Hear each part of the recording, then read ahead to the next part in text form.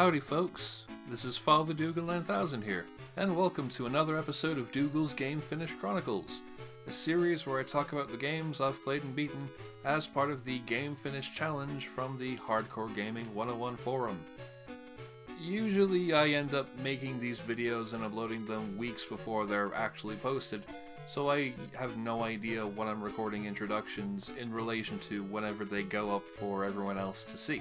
But in this case, I looked at my crystal ball and apparently this one shall go up on the 21st of April, which marks the anniversary of,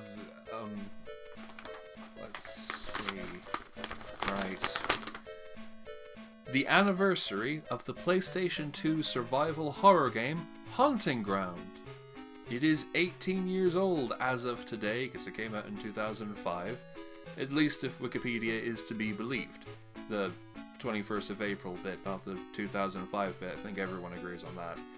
So, happy birthday, a game about a girl and her dog. None of the games discussed in the video are related to this, but it's nice to celebrate old games. Why not? Today's games were originally logged from the 10th to the 15th of May 2021.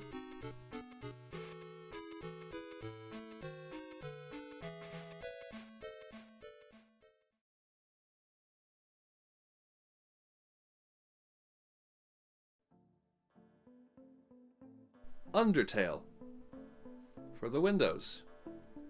About a month ago I was digging through the old computer to see if I could clear up some space by deleting large-ass games nobody was going to play. Mainly those downloaded by my brother since he moved out nearly 4 years ago at the time I originally wrote this. And in the process I stumbled across this game sitting in the files. I faintly remember watching my brother play this around the time it came out, but didn't really know much else about it despite how ubiquitous it was for a while. I guess that's one of the perks of being a pop cultural hermit. You always find the magic in things everyone else has long since taken for granted. So I figured I'd give it a bash, and it turned out pretty well for the most part. I don't feel as strongly about it as most of its fans do, whether that's in its characters, the mechanics, or the various ideas it was playing around with, but I did enjoy myself a good deal. There's a spontaneity to how and when things happened that I found very charming, where I had no idea what was around the corner. It made the various encounters with one-off characters, surprise happenings, and unexpected combat outcomes really fun. Many of them got a belly laugh out of me through just the direction or timing of the conversations. The one area of the game that I feel most mixed about is its combat. For reference, I decided not to kill any of the monsters, so the combat revolved around trying to understand them while dodging their attacks. Dodging their various patterns becomes increasingly hectic as the game goes on, and I definitely had to rely on health items to carry me through when my reflexes weren't enough. I'm mixed on this because I think it actually works very well as presented within the game. Every character has unique attack patterns to learn. It adds attention to boss battles when you're just holding out for as long as you can, and it makes for a unique take on the normal attack or be attacked combat system you'd find in RPGs. My main problem is that I found the projectile dodging a bit too overwhelming from a sensory overload perspective as the game went on, to the point where I actually gave up a couple of times at the later boss fights because they were just a bit too much. And yet, somehow I actually made it to the end.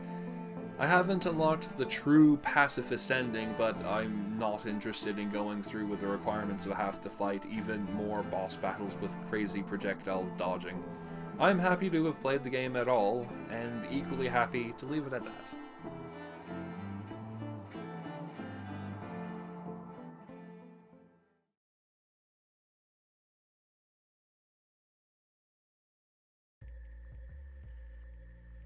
Tony Hawk's American Wasteland for the original Xbox. Yes, yet another Tony Hawk game, but I promise, love, this is the last one, I swear. I got in the mood to play another Tony Hawk game, again, so I decided to check out American Wasteland, the last 6th gen title that Neversoft made, and a game I haven't played in donkey's years. I had beaten it way back when, but this was when I was still playing the Tony Hawk games with cheat codes, so I could just cheese through challenges with unlimited rail and manual balance meters. I was curious to see how it'd fare without cheats, since it's been so long, and it actually turned out alright, all things considered. This was the first game of the series to experiment with the open world concept that Neversoft would use for the next two games. And while this only affects the level design by placing corridors between otherwise self-contained levels, it was interesting to notice how it affected the placement of shops. Instead of going to a customization menu to change your appearance, you'd have to reach actual shops to change your clothes, hair, and accessories. And these would be specific shops located in certain parts of the map, so there'd be a place to get tattoos, but only in Santa Monica. The same applies to the stat challenges, which would be allocated to specific skateboard shops in each level. More than a couple of times I was thinking to myself, I better check the stat challenges outside the Beverly Hills skate shop, see what they've got, or I should pop back to Hollywood and change these clothes.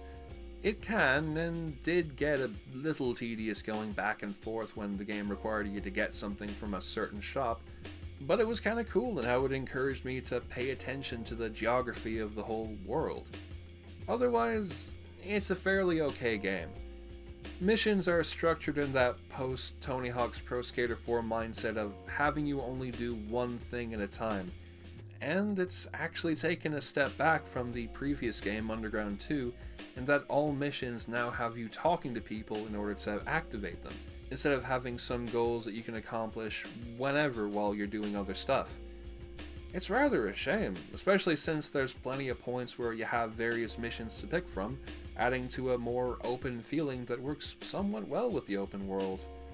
Something that I really didn't like was the padding taking up the opening section and the part just before you can get into East LA. The former has you relearning most of the standard gameplay tricks over a dozen or so missions, probably because there were so many moves at this point that it might frighten new players away. It makes sense, but it also results in a very tedious hour or so when you're trying to get into the swing of things. The build-up to East LA, however, that is much more egregious. The game just suddenly stops you and demands you have to do the graffiti tagging side missions and learn how to ride a bicycle before you're allowed to progress. These are some of the game's optional mechanics, and something that hadn't been emphasized at all as particularly important up until now. So you might have just ignored them, as I did, thinking that's not what I want out of Tony Hawk. If I want to play graffiti tagging games, I'll play Jet Set Radio Future. If I want to ride a bike, I'll go with old Dave Mira or BMXXX. And then once you go through the finagling of doing all of these side missions, they never come back into the main game. It feels like there wasn't any confidence in players checking this stuff out on their own unless they were railroaded into it, and it makes for another tedious hour of gameplay. The end result is a game that works on the strength of those classic mechanics, which can make even the most average levels and the dullest goals a blast to just do, but it struggles under the weight of its padding and dull mission design. I'm happy to have gone back to it, but honestly, I'm pretty content to never replay that story mode again.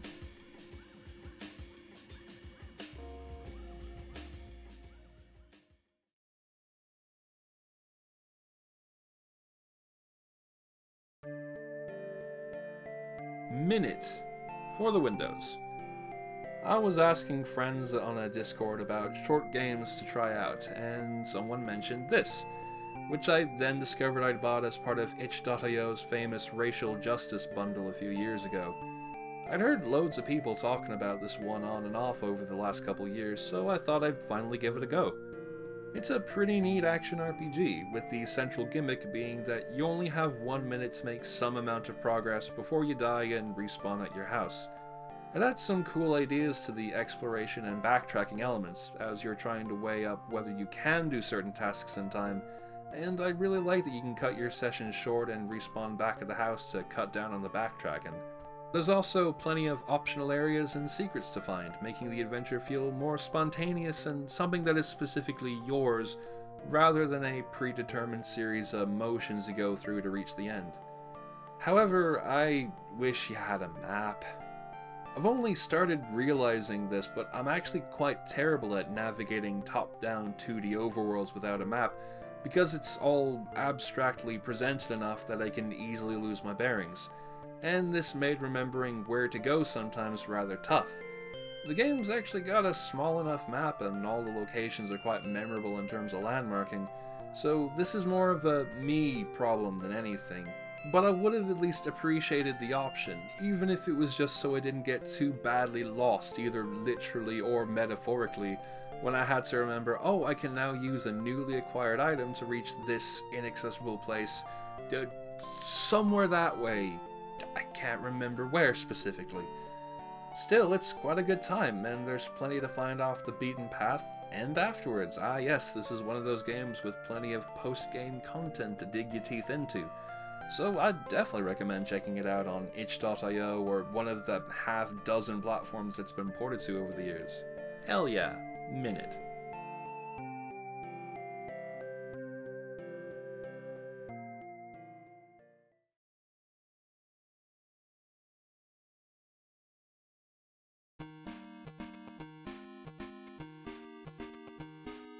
And with that, we've wrapped up another episode of the series.